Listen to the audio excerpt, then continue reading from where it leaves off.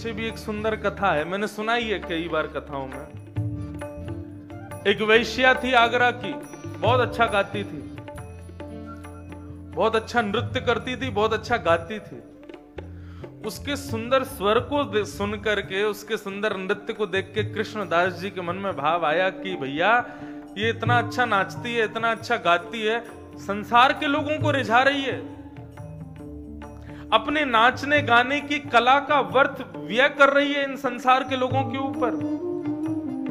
यदि अपने स्वर से, अपने नृत्य से हमारे लाल जी को रिझा दे तो इसका नृत्य भी सार्थक, इसका गाना भी सार्थक, और हमारी भक्ति सार्थक की भैया ठाकुर जी के चरणों में एक सुंदर गाने वाली को ले जाएंगे। तो कृष्णदास जी ने जाकर के उस वैश्या को 100 रुपए दिए। उस समय में 100 रुपए बहुत होते थे। हमारे साथ चलो।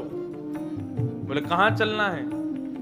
बोले हमारे सेठ जी रहते हैं गोवर्धन में, उनके सामने जरा नृत्य करके दिखा देना, जरा गा के दिखा देना।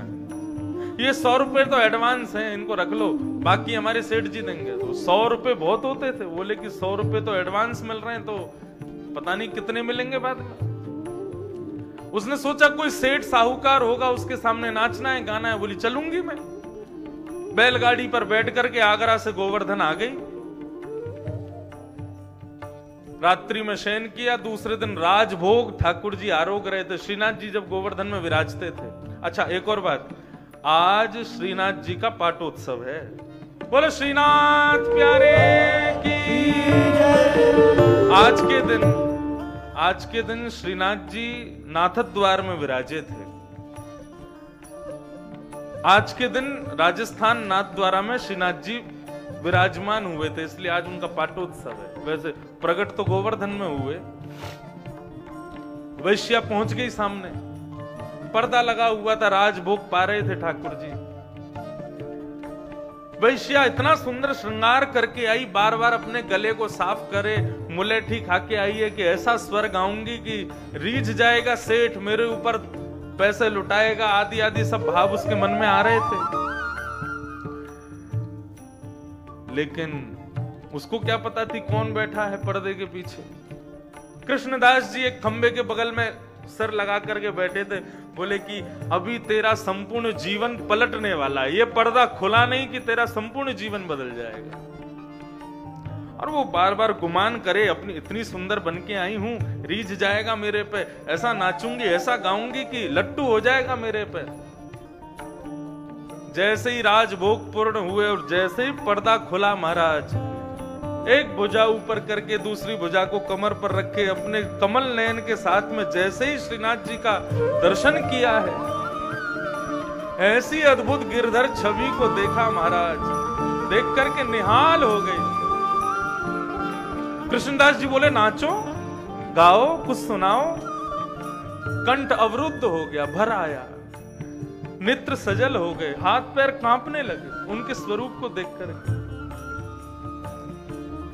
कृष्णदास जी से कह रही आप ही कुछ गाओ। तब कृष्णदास जी ने ये पद गाया, मेरो मन गिरधर छवि पे अटक्यो।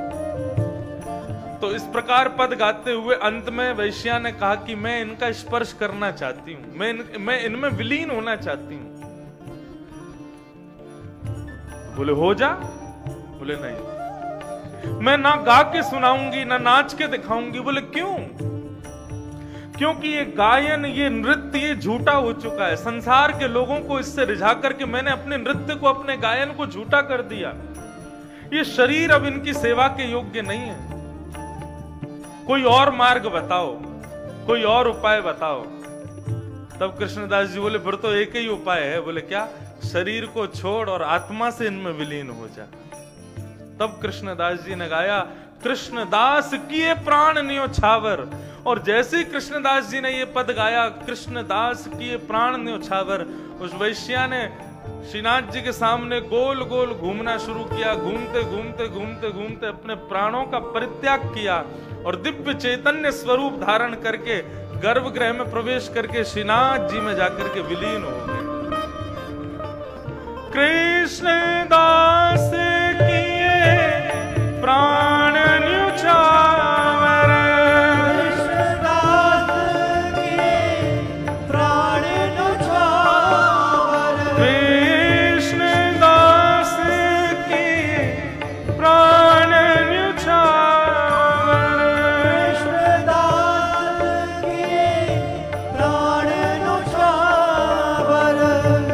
यह तन जग सिर पट क्यों, यह तन जग सिर पट क्यों, ओ यह तन जग सर पट क्यों, यह तन जग सिर पट क्यों, मेरो मन गिरधर छवि बैठ क्यों, मेरो मन गिरधर छवि बैठ क्यों, मेरो मन गिरधर छवि बैठ क्यों, मेरो मन गिरधर छवि बैठ क्यों, मेरो मन गिरधर छवि बैठ क्यों, मेरो मन गिरधर छवि बैठ, गिरधर छवि बैठ, गिरधर छवि बैठ, गिरधर छवि बैठ क्यों।